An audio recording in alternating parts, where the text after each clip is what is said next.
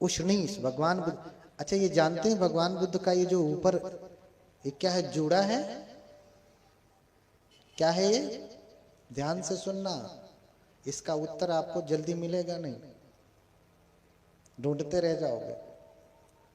ये ऊपर क्या है? कुछ कहते हैं घोंघा। भगवान बुद्ध जब तप करने लगे तो घोंघों ने आकर के घेर लिया, इतना मूर्ख आदमी। भगवान बुद्ध पेड़ के नीचे बैठे हैं, वहां घोंघा क्या करने जाएगा? हाँ, अरे कहता दीमक लगा लिया तो एक पल के लिए समझता कि भाई दीमक पकड़ लिया होगा। घोंघा कहाँ रहता? पानी में रहता है कि सूखी भूमि पे रहता है? हाँ, और यही बात सब लोग मानते हैं।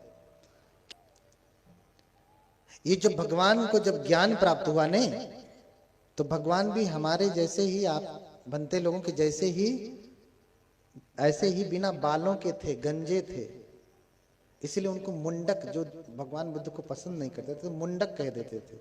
मुंडक माने गंजे, टकले, है ना, मुंडक कहते थे। लेकिन उस समय स्त्री और पुरुष दोनों बड़े बड़े बाल रखते थे, जैसे स्त्री वैसे पुरुष भी।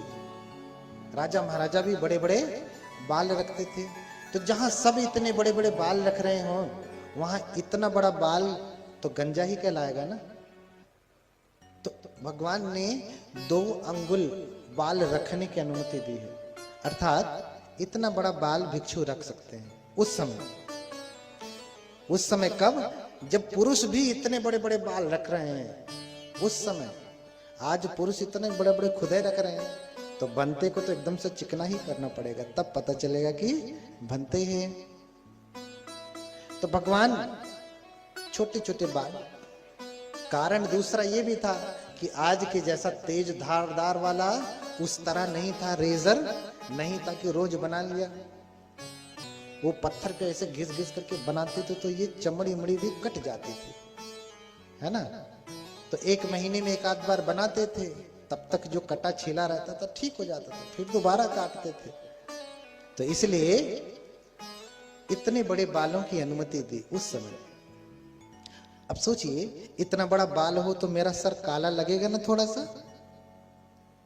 भगवान बुद्ध का भी बाल छोटा ही है।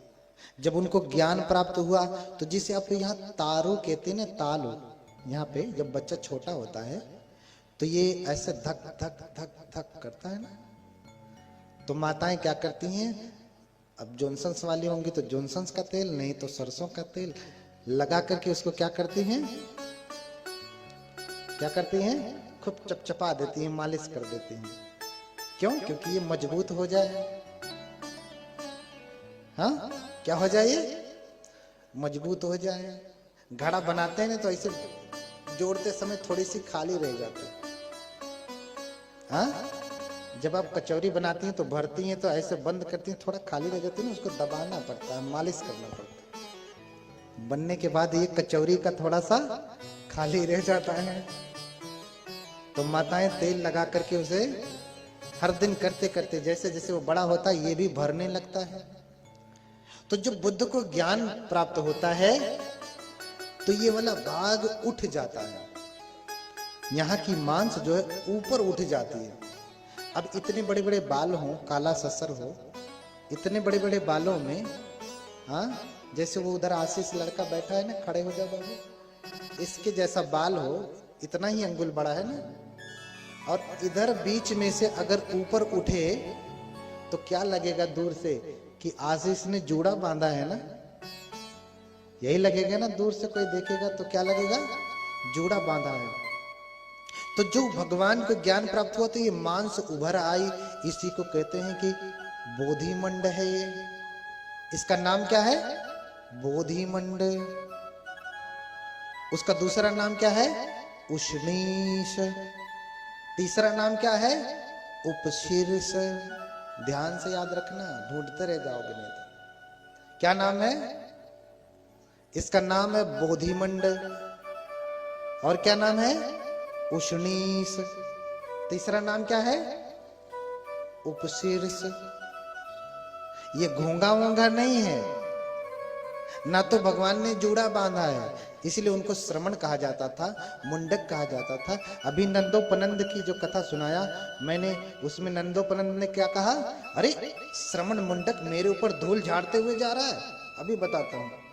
मुंडक यानी गंजे टकले, आज की भाषा में थोड़ा कड़वा शब्द है, उस समय का कड़वा शब्द यही है, मुंडक, सिर मुंडे। हाँ, तो दूसरा मंत्र है, भगवान को जब बोधि प्राप्त हुई तो ये बोधि है उनकी, ये बोधि। तो इसी बोधि की स्तुति के लिए उष्णीश विजयराज सूत्र है, उष्णीश विजयराज धारणी है।